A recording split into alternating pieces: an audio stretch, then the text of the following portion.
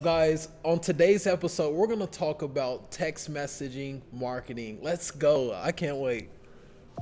Welcome to the Bite Size Marketing Hack Podcast, where you get the confidence to hack your marketing 5 minutes at a time.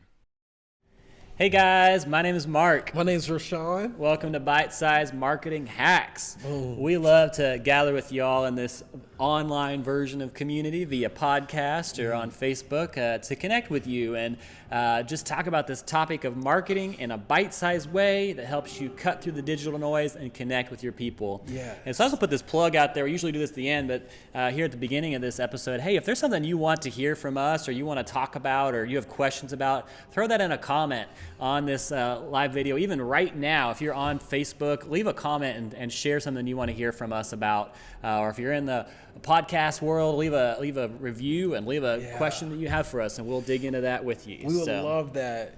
So today, we're going to dig into the topic of text message marketing. And so it's becoming a hot thing, or so Rashawn tells me. I'm not as dialed in, but tell me about text message marketing, Rashawn. Bro, I think 2020 is going to be full of text messaging. Okay. And I just feel like this is where it's going if you want to have true, genuine, deep relationships and building communities that will be, lasting communities, in an authentic way. I think it's text messaging. If I look at people like, Gary Vee, which you probably heard on the last episode, we talked and go into Gary Vee.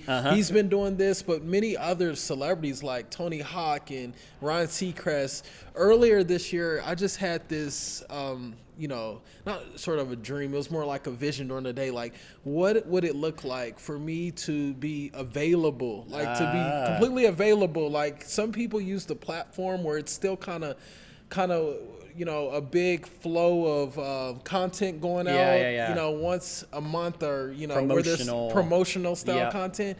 But if you genuinely even go to the extreme of getting a phone that's sort of separate, where you either can do your business ventures or your, ministry ventures, which, like we talked about, I do more ministry, you do more ministry, but really spending time to invest in people, being completely available to people who oftentimes wouldn't have access to you through your social media platform at basically all times. It's been really crazy. That's good. Even with iPhone, having the voice message. Yes, you were talking about that. Just how that's been helping you connect. Yes. That's right. Even people, a young lady, it was a young lady that I was connecting with. I spent time just praying with her over, the voice messenger, which was really cool, and just hearing her talk through there. And there's also been, young men who have been struggling with, more things in their walk, and really cultivating a strong community over there. It's really fun, man. And I think for more on a business end, like which we get into more of the nitty gritty on business here, but you can really begin to imagine, belonging, bringing people together, like bringing people to actually belong in a community. Yeah. So talk about this a little bit more. Awesome. You had a little bit of content you want to dig into today. Love Those of that. you listening on podcast, we got a slide up on the screen. Take us into this. So let's just read through it real quick. Imagine getting to know and interact with your audience as individuals, with names and faces, even opportunities, to get and learn their interests, their opinions, hometowns, and pronouns. Come on, that's kind of poetic right there. Imagine reaching every single one of them. Imagine being social without conflicting commercial interests, toxicity, and data, And here's the thing: this is coming from community platform, text platform, but it's so vital that we grasp and get this. Imagine speaking and responding with authenticity.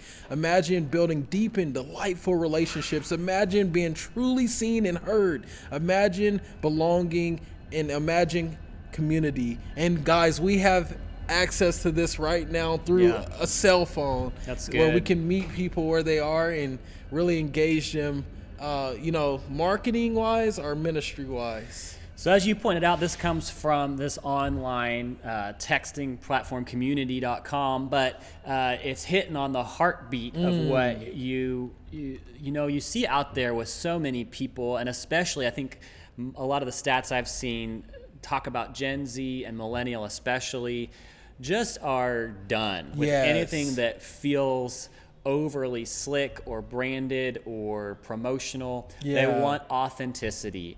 And so what I see, just as you're bringing this up, I'm not as dialed into text messaging as a marketing channel, but I see the power of that in communicating in as authentic as a way as possible. Yeah, so true. With your people. Yes, I love that, Mark. And here's some crazy numbers. Maybe someone's on the other side asking, like, dude, how many people in the process of building this text messaging marketing deal have you sort of got negative responses from by sending them text messages? Yeah.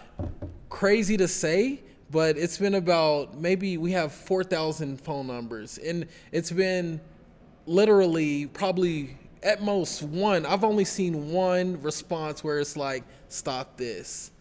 Out of that, everyone else has been crazy receptive to engaging and communicating, and like literally, you don't want to overdo it as far as, sending them, and you want to let them know clearly what they're subscribing to. Like if it's going to be, for me, it's prayer requests. For me, it's opportunity to encourage and to dig in a deeper relationship with the individual.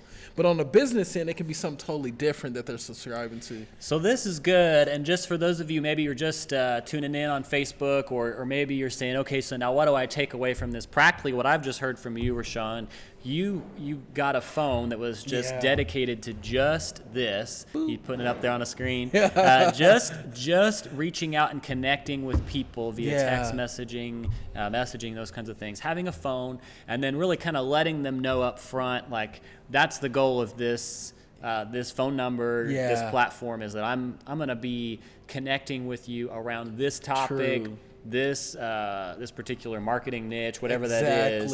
And so if you don't want it, let me know, and then not spamming them too often. Exactly. Is that some practical takeaways? Very practical. Even if it's quarterly, hitting them up quarterly and throughout the year, especially with the huge long list, but so genuine. Make it to where it's not even I don't even want to do the platform. I'm not interested in doing a platform because it reminds me of email. Right. But the open rates on just you being authentic, naming their name, pouring into them, it's good. It's bar none. Beautiful. So I think at the end of the day, my takeaway from this is just comes back to this same thing. Rashawn, among many things that he does, he hammers away at this, like, it's got to be relational. We can't be just like organizational and trying to promote something. But the power of texting is the relational side that it builds. True, so good. brother. Ah, man.